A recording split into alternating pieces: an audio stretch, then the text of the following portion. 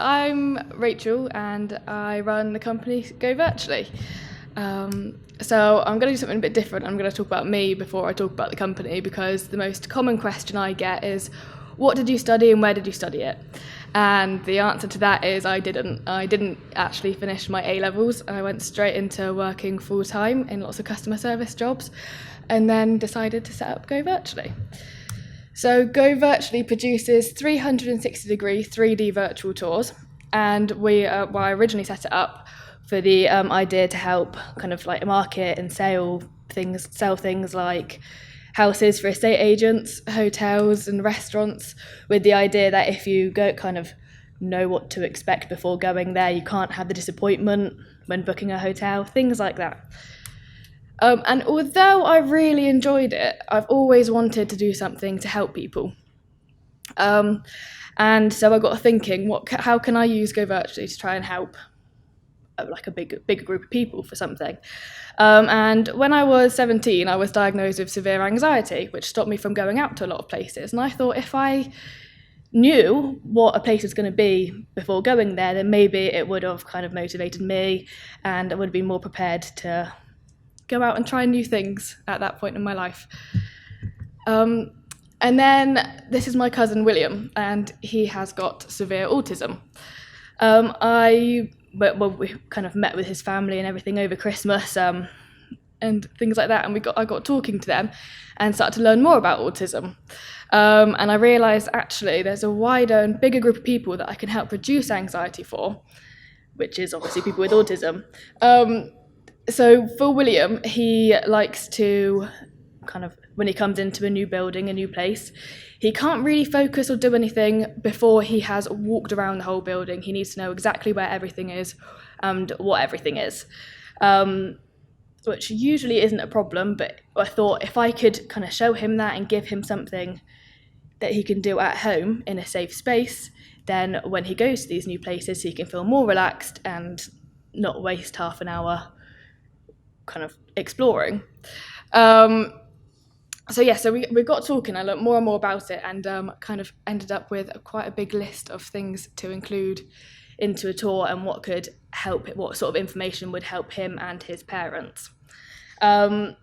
So that's when I started making a plan. So list of things of what could be important. So for example, where are the toilets straight away? Already knowing that before you can go there can be quite a big thing.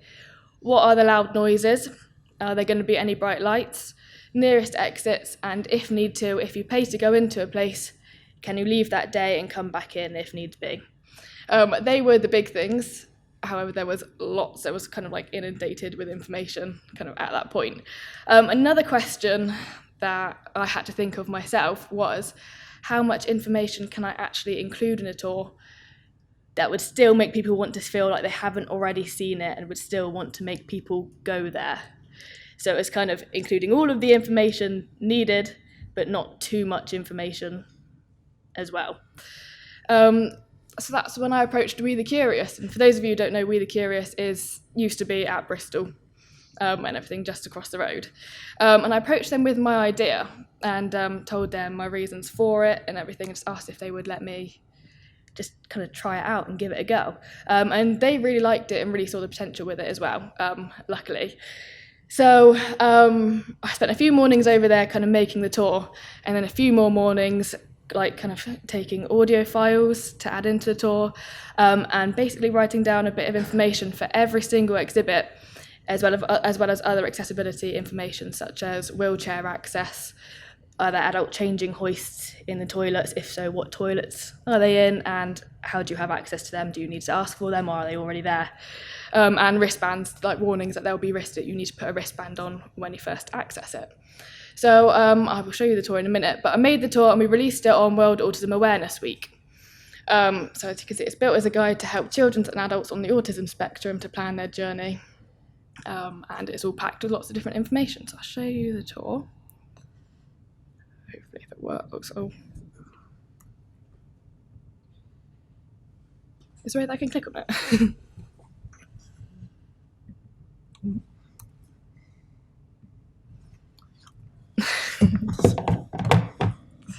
2 seconds. There you go.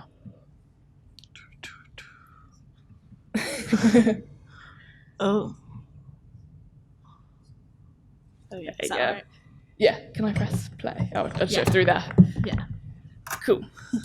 So this is the tour. So it's a 360-degree view everywhere, and you just press to move forward.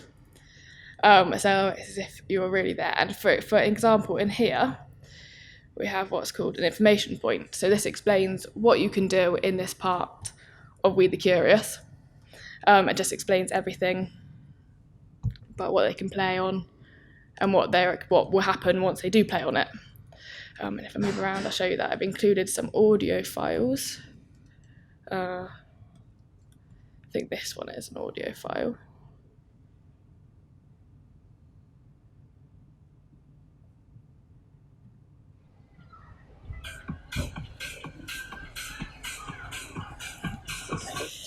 So I've included all of that with the idea so they know exactly what kind of sounds to expect around the venue. And like I said, each kind of exhibit has an information point there to explain exactly what to do, which I felt was really important, as there are quite a few exhibits at We the Curious which kind of could be a trigger. So for example, there's an exhibit there that you sit and watch a video, and it's called Shock. So you sit and watch a video, and then kind of after a few minutes there's a big gust of air, and the child might think, yeah, it's absolutely fine, I know it's going to come, we'll have a go, we'll play on it. But the parent might think, no, let's just completely avoid it. So it's kind of a warning as well, so they can decide themselves whether it's a good idea to play on that certain exhibit or not. Then to get back. It does also work. It works in virtual reality in a headset as well as on computer, tablet, and everything. Cool.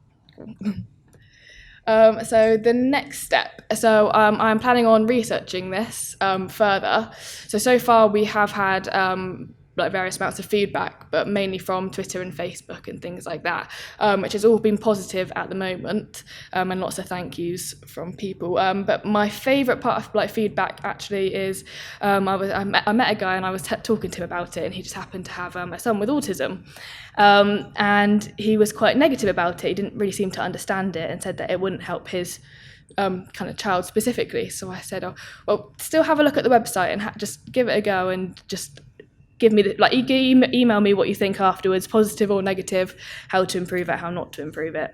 And surprisingly, I actually got an apology email back the next morning saying, really sorry, I actually think that something like this could be really important for us to look at and help us with trips to places that my son isn't already familiar with.